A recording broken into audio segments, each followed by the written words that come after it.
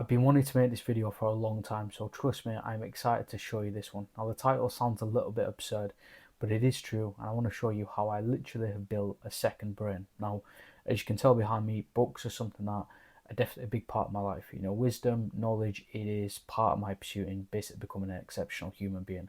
I think that we need to be capable. I think that knowledge needs to be the forefront of everything that we're always working towards, right? You know, obviously I run my business. Everything that I've always done has always required and came from some form of reading a book or acquiring new knowledge. I think that complacency kills, and particularly from sort of my career as a personal trainer, I found very early on that, you know, you would do your qualifications, your level 2, your level 3, and then, you know, a large part of the industry would just be stagnant. They would rarely ever upskill themselves, they would rarely ever work because they'd already done what was required. So I sort of learned early on that the bar was set incredibly low. Like, if you could just focus on reading one aspect, even listening to a podcast, it could be anything, that you could literally go so much further than other people. So this video is about the second brain, but it's more so about actually relearning how to read. Now, I have gone through loads of different relationships with reading books, right? I've read for the ego, I've read for reputation, I've read for self gain. I've truly gone and seeked books and seeked knowledge for every aspect, right? And one of the biggest turning points was actually relearning how to read. So when I was reading for my ego, I would just read books every single week, and I would pride myself on how many books I could read. And at that time, I was making the least amount of money that I'd ever made, was barely making any progress, and it was literally going nowhere. Aside from having the bragging rights to, oh, I've read another book this week, I've read X amount of books this year, and it doesn't really do anything. I had to strip something back in order to actually move forward. So I had to unlearn something about myself that I taught myself for a long time in order to acquire a new skill. And that was learning literally how to read, which sounds so, you know, we all speak English, we can all read, we all went to school. It makes no sense to like learn how to read. But honestly, it was a monumental skill that helped me. So instead of just going through any book and just reading it from cover to cover, I started looking at what that book was actually teaching me. And this entire framework that I'm teaching you actually came from Ryan Holiday. So he's the guy, that top right shelf or top left shelf, depending on how you're watching it. Left and right's mixed up. That shelf up here is all about Stoicism. So we've got like meditations, Seneca, Diogenes. We've got pretty much every Stoic philosopher there. And Ryan Holiday is really good because he can take these ancient philosophers and studies, bearing in mind it was a completely different dialect, and translate it into real world examples. So I got a lot of time for Ryan Holiday because he makes something so far out of reach. You know, Stoics faced a lot of like they faced a lot of they faced a lot of hate, right? A lot of them got, would persecute be the right word. I think Seneca was actually exiled, and the whole concept of Stoicism, even back then, was that it was far out of reach for the modern man. So it wasn't actually deemed as accessible. So as a result, these Stoic philosophers faced a lot of hate, a lot of backlash, and a lot of them were punished for it.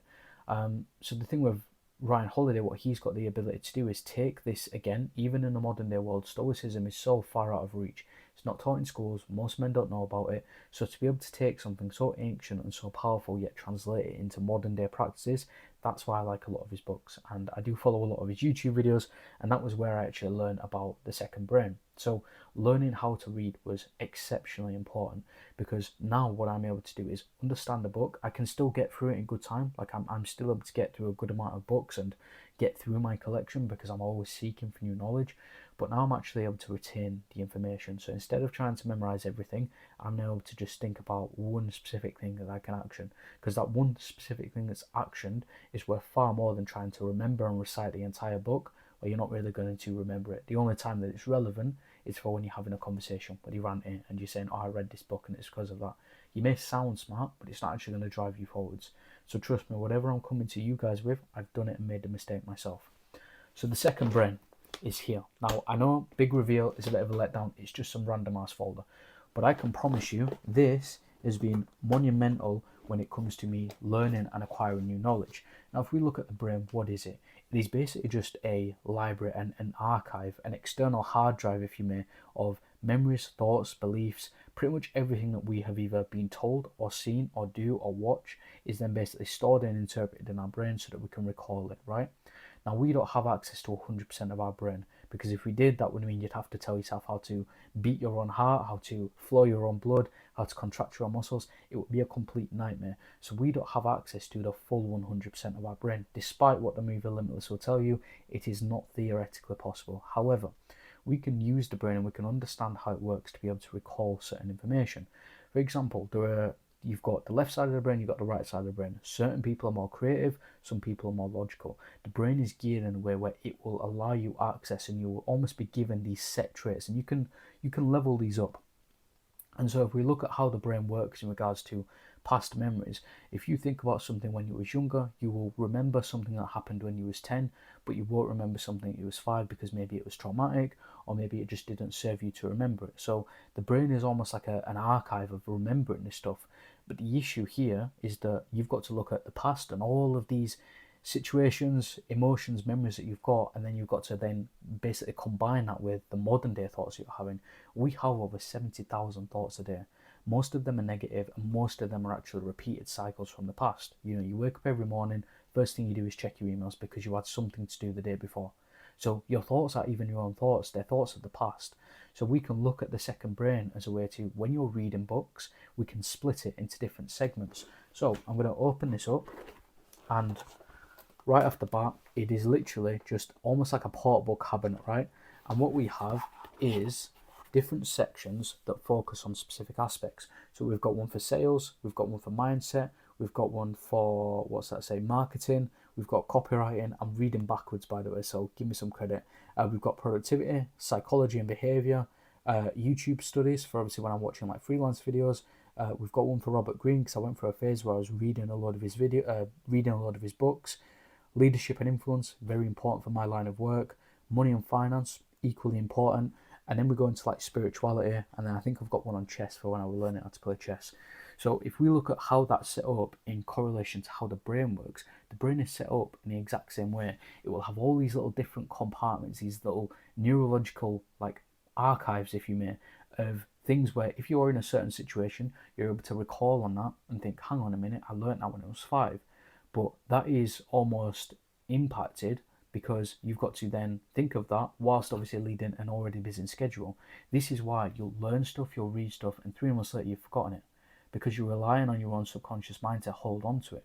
Whereas if you can look at something like this, you're able to then recall and actually note it down. So what does this actually look like in practice? Grab yourself a book, and all you need is some flashcards.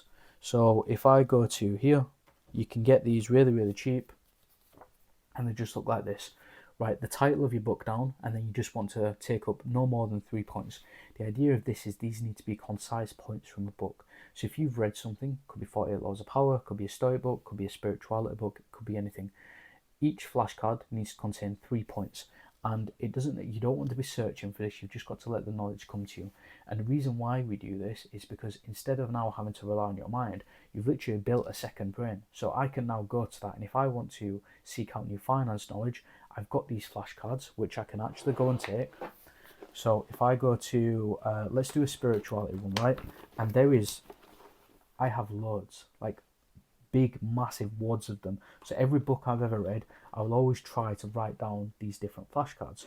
So I can pull out a random one. So here we've got Breaking the Habit of Being Yourself, Joe Dispenza. Now I remember that book. It literally started my entire journey into spirituality and meditation. It was the reason why I was able to create these remarkable turnarounds after encountering pain and trouble. So I remember that book, but I don't remember every single word. I just remember specific aspects. So I can now look at these flashcards and instantly understand what that book was saying without having to go back and read the book again. So I'm able to recall certain memories exactly like the brain does. So let's read it out. The brain is in constant communication with your body. Makes sense. As we begin to think, we feel the same way, and vice versa for feelings and thoughts. Based on chemical feedback, you will generate more thoughts in correspondence to the body's feeling.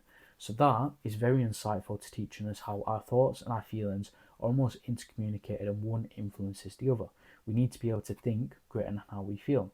And already my mind is able to recall this information I've already learned. Again, let's just say if I want to take one from, let's do some psychology. Again, haven't really read too much. I've started getting into NLP and cognitive behavioral therapy. Very much enjoying that. Again, I've got one here. So CBT. It is the belief that influence is the consequence. There are two types of beliefs. We have healthy beliefs, which are flexible, they make sense and they're logical. We have unhealthy beliefs, which are unrealistic, make no sense, and they're not flexible. Unhealthy beliefs do not make logical sense. Healthy emotions are understanding and they allow for setbacks, they understand them, and they allow you to refocus. That one slide there is incredibly impactful for people that struggle with negative thoughts and actually setting these unrealistic standards. I remember that book, but I don't remember this. I'm able to literally just flick through and understand it. Not necessarily the click of a button because it's manual, but I can just access this whenever I want, and I've just got this fountain of knowledge that is there whenever I want it, and it's super simple. The bonus tip that you can actually do here is when you're making these notes, also use a highlighter. Now I've got one over there. I'm not going to reach for it. Highlight the book, read the book, make notes on the book. The mistake that people made is they'll just, exactly as I did, read it from cover to cover, and you're trying to memorize it. Books are not there to recite, you're there to extract the knowledge, get in, get out. Like a special ops mission, you are there with one objective, to take knowledge that you can go away in action. Do not make the mistake of I did of reading for the ego or reading to try do something in your life that is not going to actually benefit you or your goal. You have to make sure that you are reading with the intent. Slow down your pace to begin with. If you can actually start to slow down the words and understand what's going in, naturally you're going to be aware of how you can actually action it.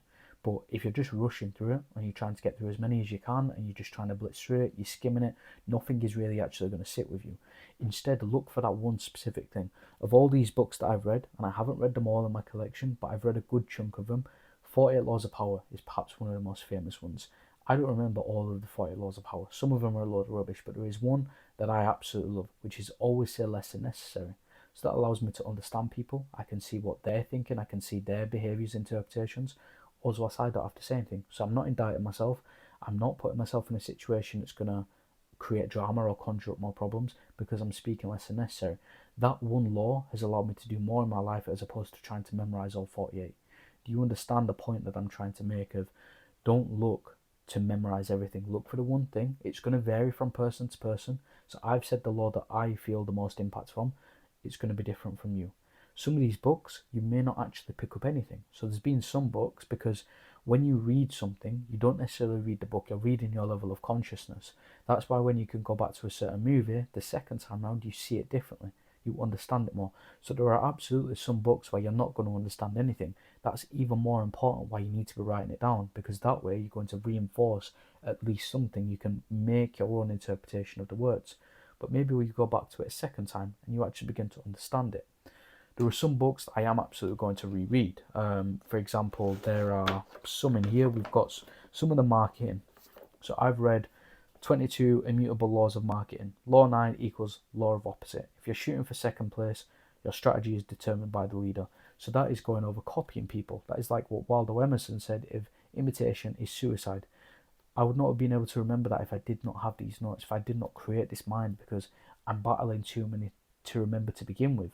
Meditation can help quieten the mind, but honestly, this second brain has just been truly monumental, and I've said that a lot of times in this video, but it's definitely driven forward a lot of my decision making abilities, how I'm able to sort of decipher that is worth my time and that is not worth my time, and basically what I can do to get more out of my books that I'm reading, because I'm always going to be learning, I'm always going to be growing, but I now can actually extract what I need and apply it to the business. So I hope that helped you, and if it did, leave a comment and let me know.